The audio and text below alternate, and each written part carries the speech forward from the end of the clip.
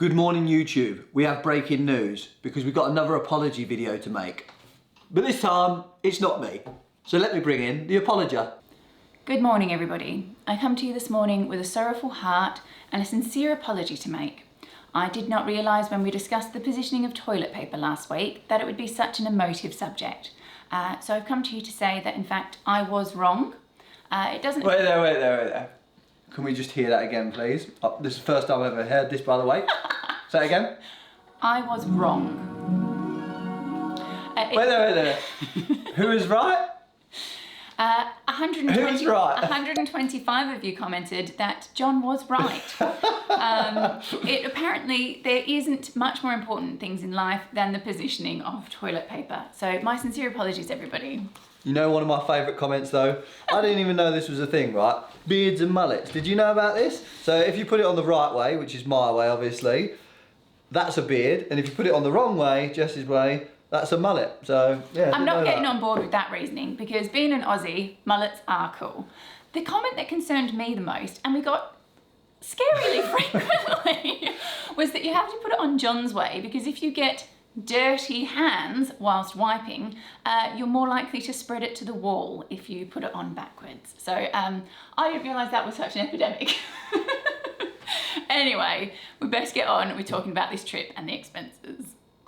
So as you can see, we're home.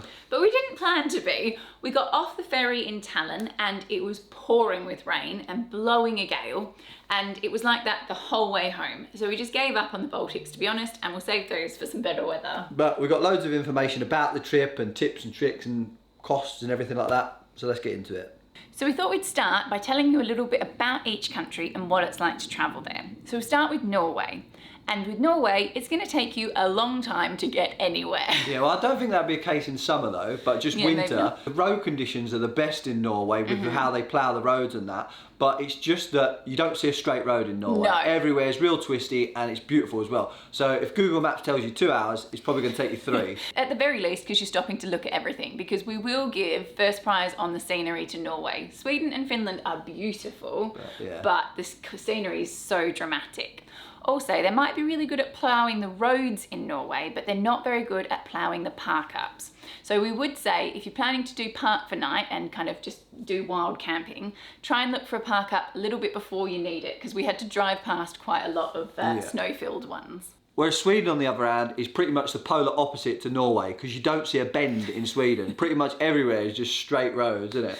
I think you get a really amazing feeling of being in remote wilderness in Sweden. So 70% of Sweden is actually covered by forest, and there's these vast open expanses and frozen lakes, and you really do get that sense of And it's a bit of the playground as well, because when I was in Norway, I was speaking to him about snowmobiles and that, and he was saying that they're quite strict there with riding them and that. So what they normally do is hop over the border to Sweden and drive them there. So everywhere you go in Sweden and Finland, there's the little crosses to show you where you can go on your snowmobile. So yeah, if you want a bit of fun, go to them 2 countries. Yeah. I will also say that it's much cheaper in Sweden, so food and fuel is cheaper. And also the shops. Finland and Sweden take the prize for the shop. Big beauty shops. Well, you saw when we went to them anyway, they were quality. And then we got Finland, and I'd say Finland's pretty similar to Sweden really, but one thing I would say, it's pretty much the snowiest place we've ever been, hey? And you definitely get the same kind of wilderness feeling in Finland, although it's probably even more so out there. One thing that is different when you're traveling around though is it feels like there's lots more kind of vast open expanses, and that's because there's 188,000 lakes in Finland. So the next thing we wanted to tell you about is some things that we really wouldn't have wanted to go without. And the first is the Bosch heat gun. Go on the Bosch heat gun. Because that saved our bacon a fair few times, as you well saw. Also the radiator cover for the engine. So she got a bit rattly a couple of times, like in -32, even with that on. So you definitely want one of those bad boys. And also the afterburner for the night heater. So you know I showed you that, obviously then it will turn on and off the night heater when it gets to a certain temperature rather than just kept going. Because we have some friends out there who had one that just kept going all the time, and they said they're going to come back with nightmares from the ticking fuel pump, because literally that fuel pump just tick, tick, tick, tick, tick forever. Whereas obviously ours cars just cutting in and out when needed. Yeah. So, and that's a consideration if you're building a van for the Arctic. Get one with a quiet fuel pump, I would say. Also, some obvious ones. So the snow chains, we genuinely couldn't have done without those. We would have got stuck. And pretty much everything we went through in our Arctic prep video, we did use or we're very glad that we had. So we don't want to repeat ourselves, but definitely if you're thinking of going, go and have a look at that video. And lastly, definitely take a spare diesel heater for whatever you've got, because again, we didn't use it, but again, our friends, they had to, and yeah, I just definitely recommend it anyway. So clothing, we went through that in the Arctic prep video of everything we took, and we couldn't be happy with what we got, and we definitely take everything again. But one thing for me, I've never worn it before until we got up there, was a snood. And I'd be lost without it. Like, I felt naked if I wasn't wearing one. So yeah, I definitely recommend taking one of them anyway. Yeah. And I actually got like a bit of wind burn on my cheeks one day when I didn't wear it and I just had a big scarf. So definitely get yourself one of those. Some other things that we bought. So we showed you the fingerless mittens that we bought. They were really handy. And we also took goggles, because if you're going to do any kind of activity up there, you definitely want some of those. Yeah, and if you think we're exaggerating, let me show you what happens when you do the activities up there.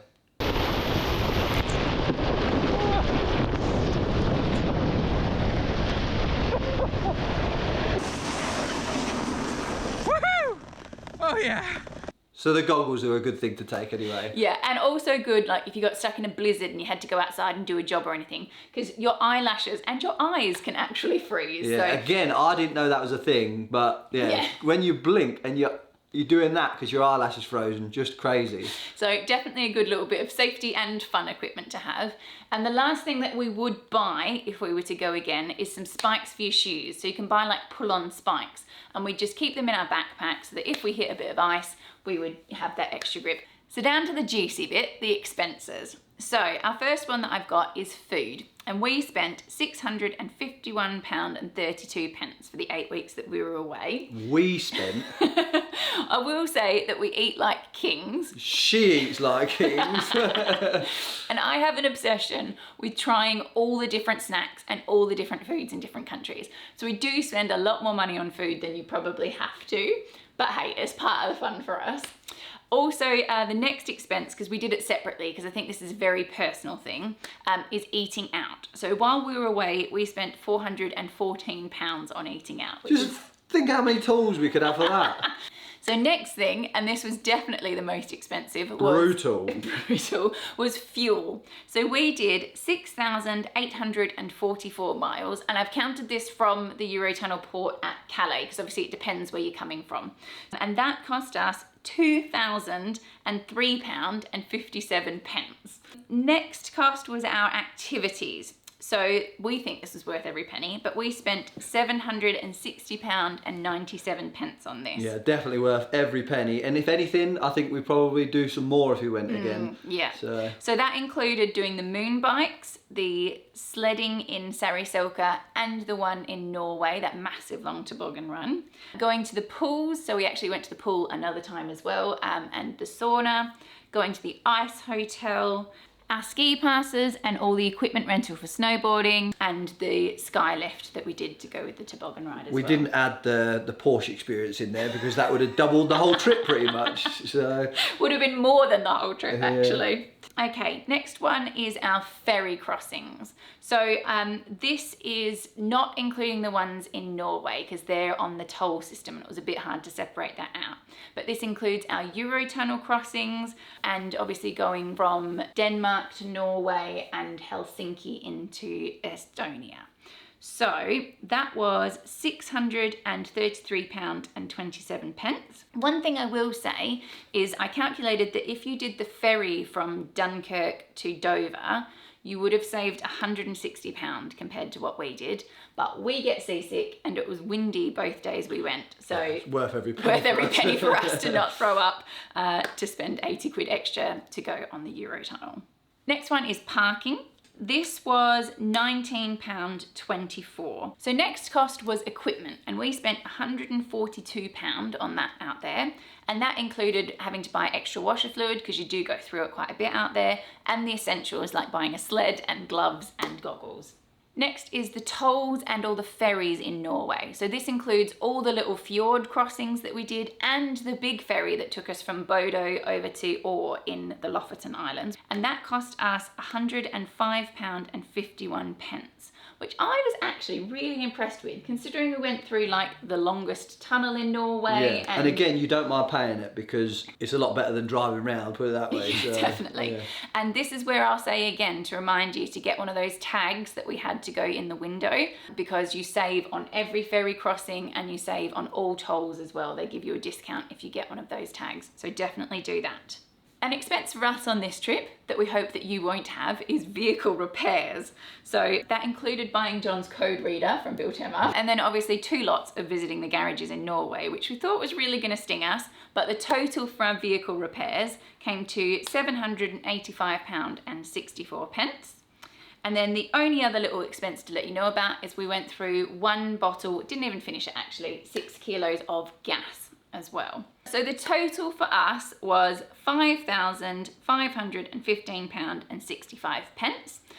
But if you take out the car repairs from that, which I would suggest you do leave a little bit of budget for because it is a common issue to have car issues out there, it was £4,730.01 for an 8-week trip. Next one is travel tips. And for me, I've already said my biggest top travel tip, and that's take a spare diesel heater. But I'd also take some spare diesel, and also don't let your tank drop below about 1/4 of a tank, especially when you're parking up at night anyway. Because just out there, you never know what's going to happen with the snowstorms and things like that.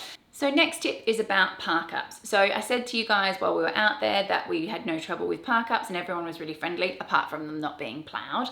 And Park for Night works brilliantly out there as well, so you can definitely rely on that. Also, make sure you remember some matches and some firelighters as well, because with all the huts and everything you've got out there with the free firewood and that, yeah, you just got to make the most of that anyway. Definitely. And don't worry if you forget your matches, because you know when you go to the shop normally at the checkout, there's chocolate bars.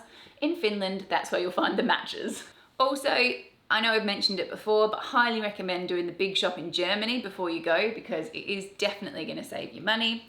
And also, I'd highly recommend taking an international adapter. We didn't bother because we were like, we'll only charge things in the van. But if you wanted to stay in a nice little cabin for the night, which some of our friends did, or heaven forbid you break down and you have to stay in a hotel, you need to be able to charge your stuff. So we would have been in a bit of a pickle if we wanted to do those things.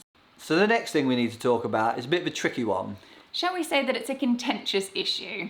Tyres. So we don't want to talk about it too much because I've already spoke about it quite a lot, but what tyres to go for? Winter tyres, studded tyres, all-terrain tyres. And the worst thing is if you speak to all the locals out there, you get totally different opinions. Yeah, you get one person who says that you have to run studs, everybody runs them, it's the best thing you can do, and then you'll speak to somebody else and say, you don't need them, I run all-terrain tyres all year round, lived here all my life and go to NorCap every year. So it's so hard to know what to do, and one of the biggest things about that is obviously the cost of the tyres, because they're anything from about say £700 to £1,000 a set, and you can only run them in certain countries. So yeah, what do you do? Yeah.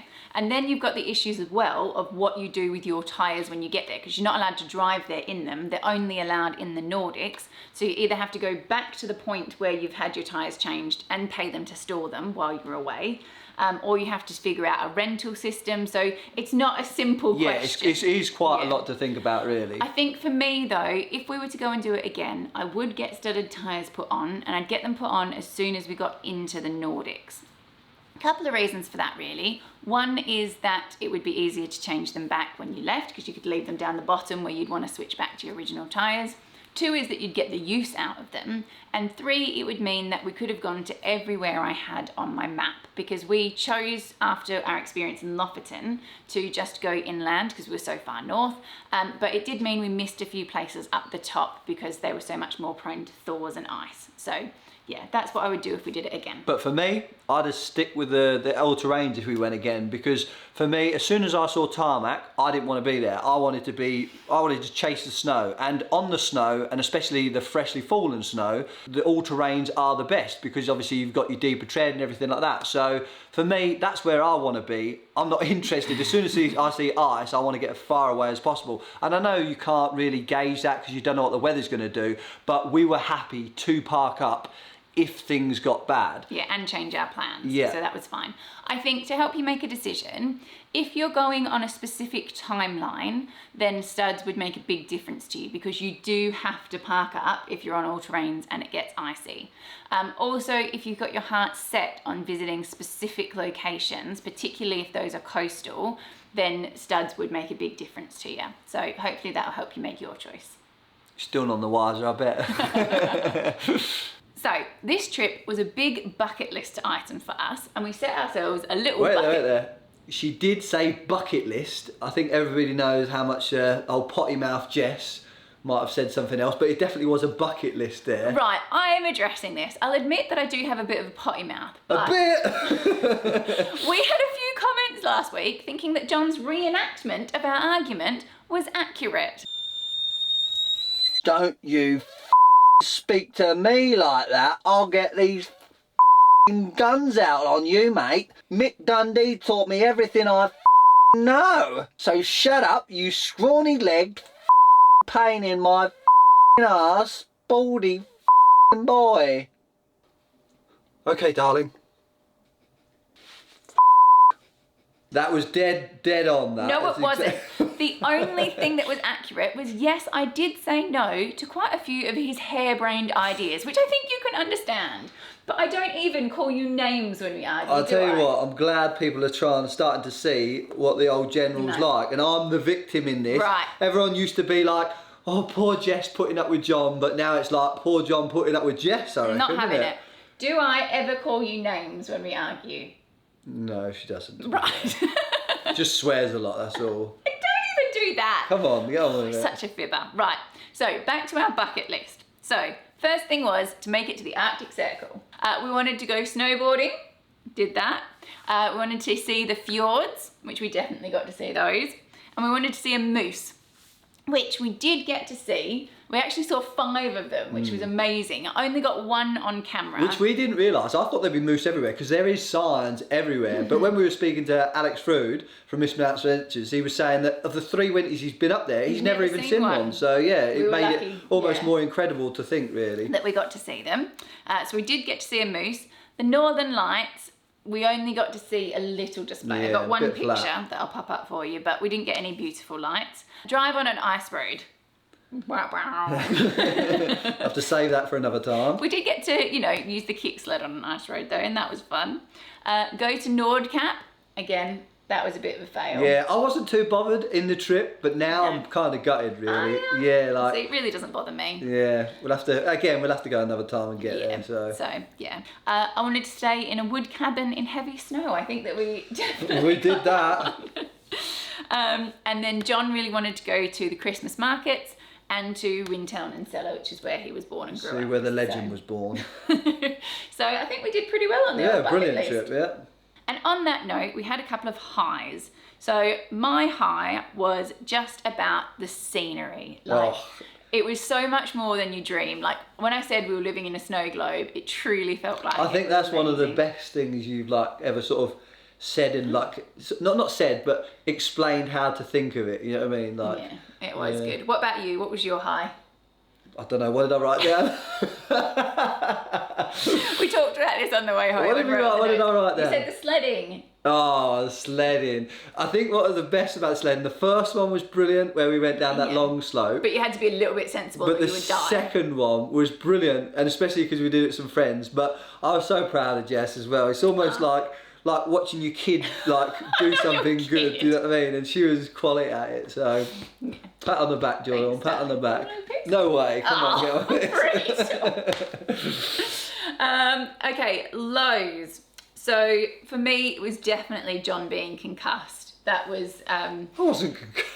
that was pretty scary, and I didn't enjoy that experience at all. No, what was mine? How can you not remember any of this? The slush. You hated the slush. Oh, slush and ice, like we said. Yeah, the snow is so incredible that when you get that, it's a big... John almost got in a mood when we got anywhere that it was slushy. Genuinely, I had to give him a bit of a sort your life out when we got anywhere slushy. Well, as soon as we got away from the snow, when we got to the Baltics pretty much, and it was just, there was no snow, it was like, not interested, let's get home sort of thing, so... Well, I think that's about it. I think there's nothing else we could think of, really, No, is there? feel free to ask us any questions, but that was all we could think about on the long drive home anyway. But for one thing, what a trip. Absolutely epic, once-in-a-lifetime trip. And if you've ever thought about going, do it. And I'd say go in winter. Like, it was incredible. Like, you can't beat it. But all I'd say is, like we said before, as long as you prepare well, you'll be good. So yeah, definitely worthy of its place on our bucket list. yeah. But if you don't know what's next for us, we have a Defender that we also built in the summer, and we're going to take that off to North Africa. So we've got a few little jobs to do at home, and then we're away in that old girl. Yep, so we should show you a few more bits about that next week. And I don't know where we're going with this. What are we doing? You're telling them about the Sainsbury's van. Oh yeah, I'm telling you about the Sainsbury's van. So we were going to sell the old girl, but we love it so much, we've decided to keep her. And can we just tell them? No, you can't tell them. We've got an epic plan lined up for her anyway. I can't wait to tell you. We don't want to tell you until we actually know, until we've dotted the I's and crossed the T's. Let's just tell them. So, no! So as soon as we know for sure, you guys will know. But another video that we're going to make before we head off is about our first year doing YouTube, because we get so many questions about what we earn and how we do it all and how it all works. And we're more than happy to share that. So it's going to be what we've learned, what we've earned, and everything in between. So if you've got any questions about that at all, there's no holes barred. You know us. We don't have much in the way of boundaries. So just ask them. You won't offend us, and we'll do our best to answer them all for you. But before we go, I just wanted to say, what do you think about my new haircut? He's gone for the mullet. But if you notice, look, so Jess has cut my hair, that side's like up here, and that side's like down there. So I've told him to go to a barber. He also won't sit still and just tells me, hurry up, hurry up, hurry up. you know the what whole I hate time. about barbers, right? I don't mind the chat, right? You can chat. But when they stop, they'll be cutting your hair, and then they stop, take back, and then they'll start talking to you. And I think, I've got stuff to do.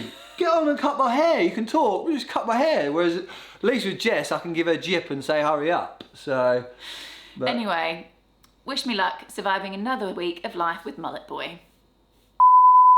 what am I saying? Good morning, YouTube. Bring you breaking news. We bring you breaking news. Good morning, YouTube. And we've got good morning, YouTube. So, good morning, YouTube. We have another. Also, don't come so far forward. Cut your head off. I said that last time. Right, we have to actually sit next to each other like we like each other. Sit up better. No, I've got it. Just shush. I was on a roll. And it was just, I ruined it. So, no, doodle do. So the next one is Travel tips. Travel tips. And then do you want to say about buying firelighters and matches?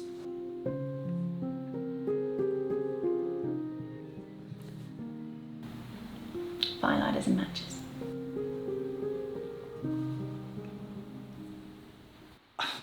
I knew I was going to do this. I didn't know why I kept going. Is that when I was coming in? Was it? I was looking at you thinking, you're sitting in the most awkward I position know, yeah. ever. What are you thinking? You think No. I f***ed up?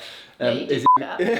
Well, say then. My head's starting to get a headache from all this thinking. No, I didn't say like, I was just getting a headache. What you said was it melted. Because I'm Come thinking, right, shush your face. Don't ruin everything all the time. All you ever do. What are you doing?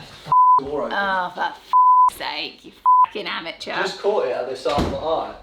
At the sight of your eye, eh? We did it, babe. Yeah. High five, high five.